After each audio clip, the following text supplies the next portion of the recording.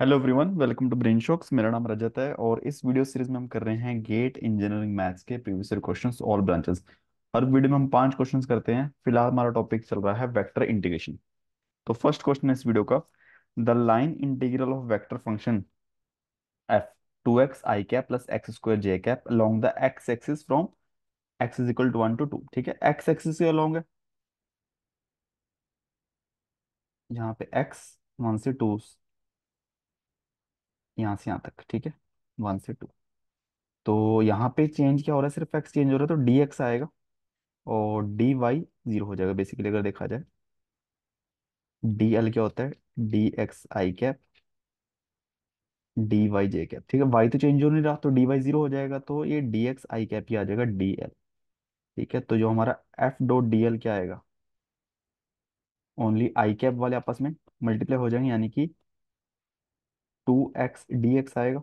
और x की value 1 से 2 है, तो 2x का इंटेशन आ जाएगा एक्स स्क्वायर। ठीक है, फ्रॉम 1 to 2। तो दो दूनी 4 माइनस 1 3, यानी कि 3, ऑप्शन सी। नेक्स्ट क्वेश्चन है line integral y d x plus x d y from P1 to P2, P1 x1 y1 to P2 x2 y2 along the semi circle P1 P2 shown in the figure. ये जो semi circle है, ये मतलब diameter हो गया। तो क्या होगा, सबसे पहले वही देखो। अगर हम शो कर दें कि एफ डॉट डी एल है ना इंटीग्रेशन, अगर एफ जो है ग्रेडियंट ऑफ एफ है, स्मॉल एफ है। ठीक है, तो जैसे क्या है हमारे पास, एफ क्या है, Y I cap plus X J cap. ठीक है, तो curl F by curl X I cap, curl F by curl Y J cap. ठीक है, तो क्या एफ, देखो, एफ को एक्स से डिफरेंशिएट करने पे वाई आ रहा है, वाई के साथ डिफरेंशिएट करने पे एक्स आ रहा है, तो क्या एफ एक्स वाई नहीं होगा। ठीक है, आ गया ना। तो ये किसके इक्वल आ जाएगा, बेसिकली एफ में हम इनिशियल कंडीशन और फाइनल पुट कर दें, तो यानी एक्स वाई में P1 P2, यानी कि x1 y1 x2 y2। ठीक है, तो basically x2 y2 minus x1 y1 आ जाएगा। ठीक है, ऑप्शन ए। इसको आप इस तरीके से भी कर सकते हो, देखो कि y d x plus x d y, क्या मैं इसको नहीं लिख सकता डी एक्स वाई, बेसिकली इसका डिफरेंशिएशन। ठीक है, क्योंकि डी एक्स वाई का मतलब क्या है कि पहले आपने एक्स के साथ डिफरेंशिएट किया, वाई आ गया साथ में डी एक्स, फिर आपने इसको वाई के साथ डिफरेंशिएट किया, एक्स आ गया साथ में डी वाई। ठीक है, और P1 P2 और इसका इंटीग्रेशन एक्स वाई ही आ गया। ठीक है, वही सेम चीज आ गई, अगर आप डायरेक्टली भी देख सकते हो, है ना। जो सिंपल सिंपल फंक्शन है उसको तो हम डायरेक्टली कर भी सकते हैं। ठीक है, तो ऑप्शन आ जाएगा ए। नेक्स्ट क्वेश्चन है, consider the close surface S surrounding volume V if R is position vector of point, A point inside S with n normal vector on S, the value of the integral 5R dot n। ठीक है, तो last हमने किया था ऐसा question कि R vector क्या है, position vector x I cap Y J cap plus Z के कैप। ठीक है, तो इसका डाइवर्जेंस क्या हो जाएगा, 1 + 1 + 1 इज इक्वल टू 3। ठीक है, तो जो मेरा इंटीग्रेशन है किसके इक्वल आ जाएगा, क्लोज सरफेस है, it means volume integral of divergence of r. ठीक है, 5 मैंने बाहर कर लिया, तो 5 बाहर है, इसकी डाइवर्जेंस 3 है, 3 dv, 3 भी बाहर आ गया तो 15।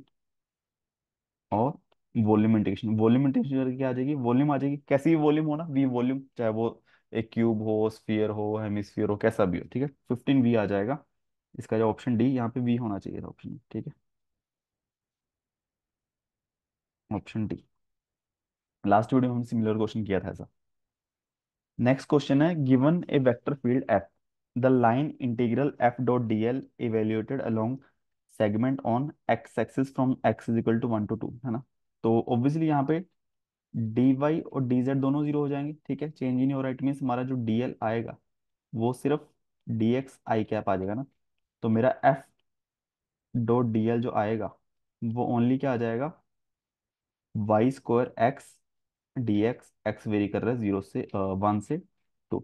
अब देखो वाई की वैल्यू क्या है, एक्स एक्सिस के अलोंग वाई की वैल्यू क्या आएगी, जीरो आएगी, तो बेसिकली जीरो हो जाएगा पूरा, है ना। वाई और जेड दोनों जीरो हैं, ठीक है, तो जीरो ही आ जाएगा इसका आंसर, ऑप्शन बी। ठीक है। नेक्स्ट क्वेश्चन है, the following surface integral is to be evaluated over a sphere for the given steady velocity vector field f defined with respect to a Cartesian coordinate having I z k I j k as unit base vector। ठीक है। हमें find करना है surface integration of F 1/4 F, और surface हमारा है close sphere का surface, ठीक है। तो एस जो स्फीयर है हमारा, x square plus y square is equal to one, जिसका रेडियस वन है। N is the outward unit normal vector, ठीक है, जैसे मान लो स्फीयर है, तो एन इसका नॉर्मल वेक्टर होगा ना, ऐसे आउटवर्ड, बाहर की साइड, किसी भी पॉइंट पे value of the surface integral, ठीक है। तो हमें पता है, देखो ये किसके इक्वल होने वाला है, 1/4 तो बाहर ही आ गया, ये वॉल्यूम इंटीग्रल ऑफ